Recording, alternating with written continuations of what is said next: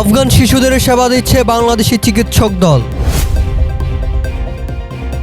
সিরিয়ায় অপরাধীদের বিচার ও নিখোঁজ ব্যক্তিদের খুঁজে পেতে গঠিত হলো কমিশন। রাষ্ট্রীয় সফরে ইরান গেলেন আফগানিস্তানের পররাষ্ট্রমন্ত্রী। 213টি সামরিক যান মেরামত করেছে আফগানিস্তান। ইমারতে ইসলামিয়া আফগানিস্তানের 120 শিশুকে চিকিৎসা দিতে দেশটির রাজধানী কাবুলে পৌঁছেছেন বাংলাদেশের একদল চিকিৎসক। 8 দিনের এই সফরে আফগান শিশুদের জন্মগত 2টি রোগের সার্জারি করবেন তারা। চিকিৎসক দলের নেতৃত্ব দিচ্ছেন বাংলাদেশের দাতব্য সংস্থা আল মারকাজুল ইসলামীর প্রধান হামজা শহীদুল ইসলাম।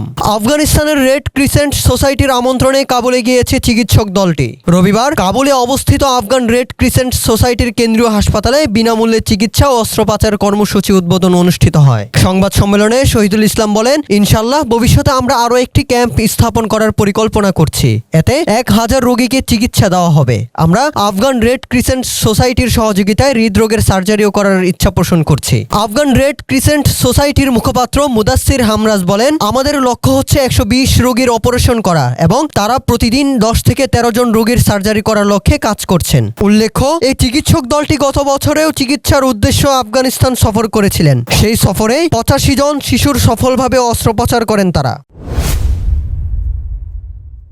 সিরিয়ার সাবেক স্বৈরশাসক বাশার আল আসাদ কর্তৃক গুম করা ব্যক্তিদের খুঁজে পেতে একটি জাতীয় কমিশন গঠন করেছেন দেশটির অন্তর্বর্তীকালীন সরকার। একই সঙ্গে আসাদের আমলে সংঘটিত অপরাধের বিচার করতে আরও একটি কমিশন গঠন করা হয়েছে। শনিবার এক বিবৃতিতে বিষয়টি নিশ্চিত করেছে দেশটির রাষ্ট্রপতির কার্যালয়। বিবৃতিতে বলা হয়, অন্তর্বর্তীকালীন সরকারের প্রেসিডেন্ট আহমদ শাহরা আল জুলানি একটি স্বাধীন জাতীয় নিখোঁজ ব্যক্তি কমিশন গঠনের ডিক্রিতে স্বাক্ষর করেছেন। এর আওতায় নিখোঁজ ও গুম হওয়া ব্যক্তিদের খোঁজ, মামলার নথিভুক্তি, জাতীয় ডাটাবেস তৈরি এবং তাদের পরিবারকে আইনি ও মানবিক সহায়তা দেওয়া হবে।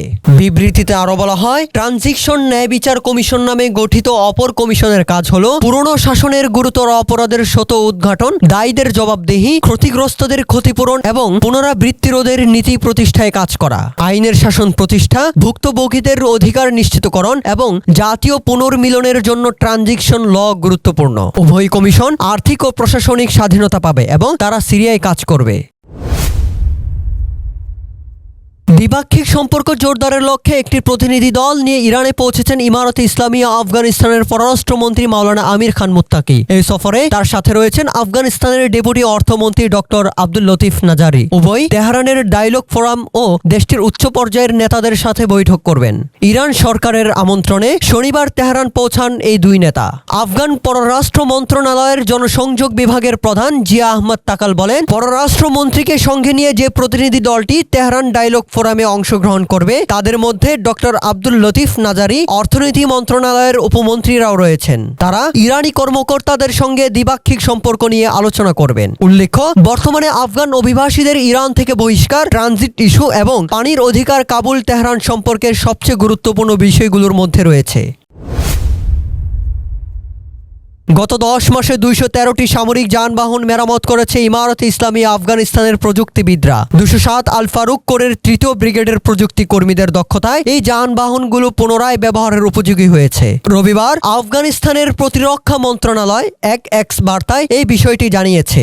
এক্স বার্তায় বলা হয়, 207 আল ফারুক কোরের 3য় ব্রিগেডের প্রযুক্তি কর্মীদের দ্বারা 213টি যানবাহনের মেরামত কাজ সম্পন্ন হয়েছে। এই কার্যক্রম ব্রিগেডের প্রযুক্তি কর্মীদের দক্ষতা ও নিষ্ঠার প্রমাণ বহন করে। এক্স বার্তায় শেয়ার করা ছবিতে যানবাহনগুলোর মধ্যে উন্নত মানের হামভি সামরিক যান দেখা যায়। বিশ্লেষকরা বলছেন, 207 আল ফারুক কোরের 3য় ব্রিগেডের কার্যক্রম তাদের প্রযুক্তিগত দক্ষতা, সাংগঠনিক শক্তি এবং সামরিক প্রস্তুতির একটি শক্তিশালী উদাহরণ। এটি কেবল ব্রিগেডের সক্ষমতায় বাড়ায়নি, বরং প্রযুক্তিগত দলের পেশাদারিত্ব ও নিষ্ঠার মাধ্যমে সামরিক কার্যক্রমে একটি টেকসই প্রভাব ফেলেছে।